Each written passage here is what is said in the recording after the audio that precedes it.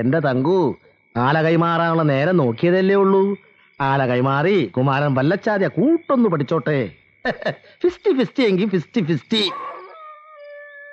ഇനി ഈ രാത്രി ഒറ്റയ്ക്ക് ഞാൻ...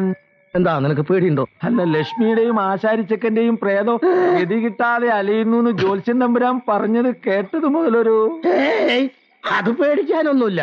ഞാൻ നിനക്കൊരു ചൂട്ട് കത്തിച്ചേരാം. നീ ഒരു പാട്ടും പാടി പൊയ്ക്കോട്ടോ. നീ അടുക്കളയിൽ ഒരു ചൂട്ട് കത്തങ്ങി എടുത്തേക്ക്.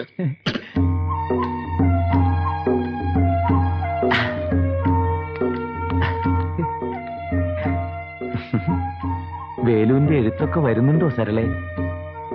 ഉടനെ എങ്ങാനും വരുന്നുണ്ടോ? പീഡിയയുടെ ആധാരം എഴുതി വാങ്ങി കറങ്ങുന്ന കസേരയ്ക്കും സ്റ്റെപ്പ് കട്ടിങ്ങിന്റെ മെഷീനും അഡ്വാൻസും കൊടുത്തു. മുന്നിൽ കണ്ണാടി കൂടി ഇട്ടാ പിന്നെ... ചൂട്ട് കത്തി, ചൂട്ട് കത്തി, ചൂട്ട് കത്തി.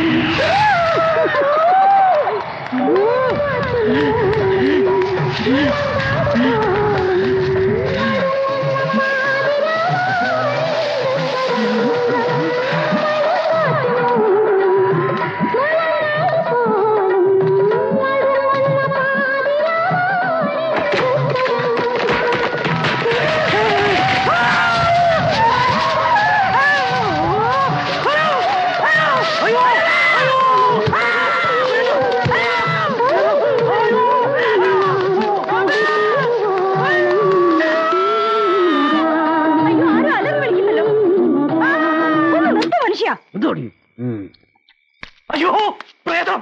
ഞാൻ കേട്ടു, പ്രേതം! അവിടെ എന്താ പറ്റി കുമാരേട്ടാ? പ്രേതം തോന്നിയതായിരിക്കും, അങ്ങനൊന്നും ഇല്ല.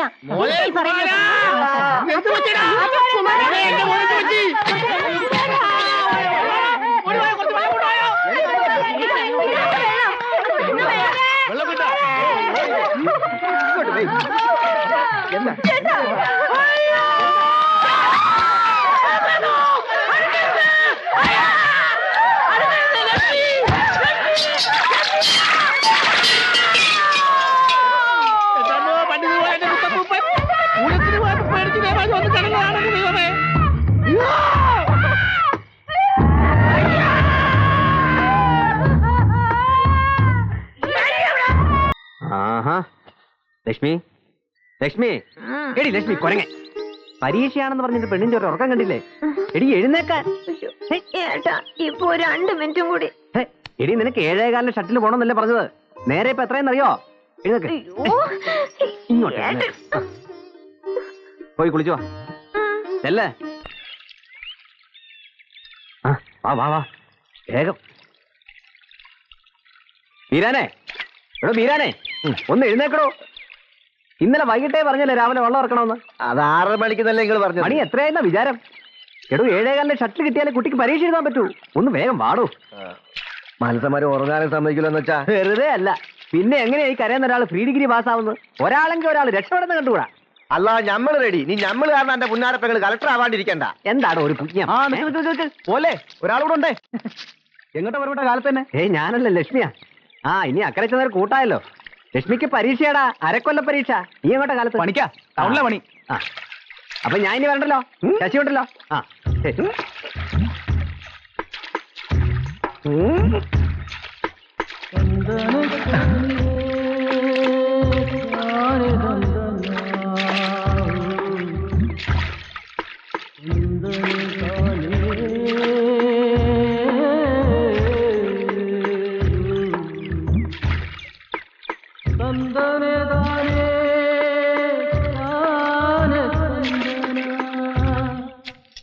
അല്ല, അടുത്ത വെള്ളിയാഴ്ച ഉത്രാളിക്കാവിലെ പൂരം, നമുക്ക് പോണ്ടേ? പിന്നെ പോണ്ടേ, നല്ല കാര്യായി. അന്ന് നമുക്കൊന്ന് കൂടണം. പരമേട്ടാ കഞ്ഞിയും പുഴുക്കും എടുത്തു വെച്ചിരിക്കുന്നു.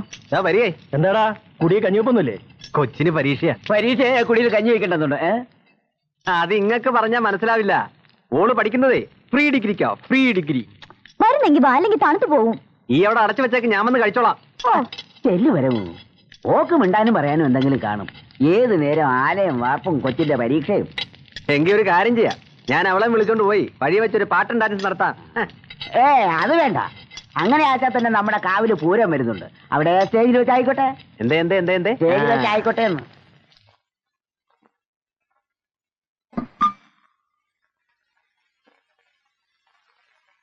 ജഗതേ,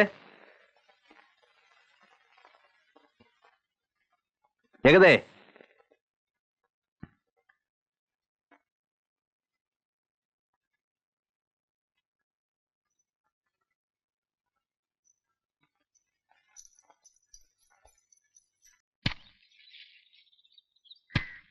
അയ്യോ, പരമേട്ടിന് ഇതുവരെ ഒരുങ്ങിയില്ലേ? എന്റെ ഈശ്വര, നേരം എത്രയായി? ജഗദേടത്തൊക്കെ ഇപ്പൊ പോയിട്ടുണ്ടാവും. ജഗതയുടെ പോയില്ലെങ്കിൽ സ്കൂൾ ഗ്രൗണ്ടിൽ എത്തില്ലായിരിക്കും. ഞാൻ പോവാ. പരമേട്ടൻ തേങ്ങ ചിരണ്ടി അടയുണ്ടാക്കി അതും കഴിച്ച് മെല്ലെ വന്നാ മതി. എവിടെ അട തിന്നാണ്ടി മുറ്റം കിടക്കില്ലേ? ഉച്ചക്ക് ഇച്ചിരി ചോറ് തിന്നാ വേണം. പറഞ്ഞ കേട്ടോ. പ്രിയപ്പെട്ട നാട്ടുകാരെ, ഇന്ന് കൃത്യം 6 മണിക്ക് കോങ്ങാട്ട് സ്കൂൾ വളപ്പിൽ വമ്പിച്ച സ്വീകരണ യോഗം. ഇന്ത്യൻ പ്രസിഡന്റിന്റെ അവാർഡ് നേടിയ ശ്രീമാൻ കുപ്പുവച്ചൻ മൂശാരിക്ക് വമ്പിച്ച സ്വീകരണം. പ്രിയപ്പെട്ട നാട്ടുകാരെ, സുഹൃത്തുക്കളെ, നമ്മുടെ നാടിന്റെ അഭിമാനവും സമ്പത്തുമായ പവിത്ര കണ്ണാടി നിർമ്മാണത്തിൽ ലോക പ്രശസ്തനായ ശ്രീമാൻ കുപ്പുവച്ചൻ മൂശാരിക്ക് ബഹുമാനപ്പെട്ട ഇന്ത്യൻ പ്രസിഡന്റിന്റെ പ്രത്യേക ശുപാർശ പ്രകാരം ഫെലോഷിപ്പ് കിട്ടിയ സന്തോഷകരമായ കാര്യം നിങ്ങൾ ഇതിനകം അറിഞ്ഞിരിക്കുമല്ലോ. ശ്രീമാൻ കുപ്പുവച്ചന് നാടിന്റെ ആദരസൂചകമായി നൽകുന്ന പൊന്നാട അണിയിക്കുവാൻ ബഹുമാനപ്പെട്ട കലക്ടറെ ഞാൻ ക്ഷണിക്കുന്നു.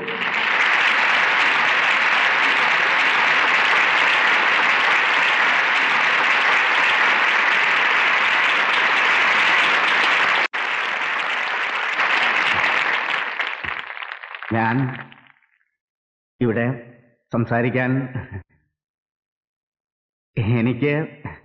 എനിക്ക് എല്ലാവരോടും നന്ദിയുണ്ട്.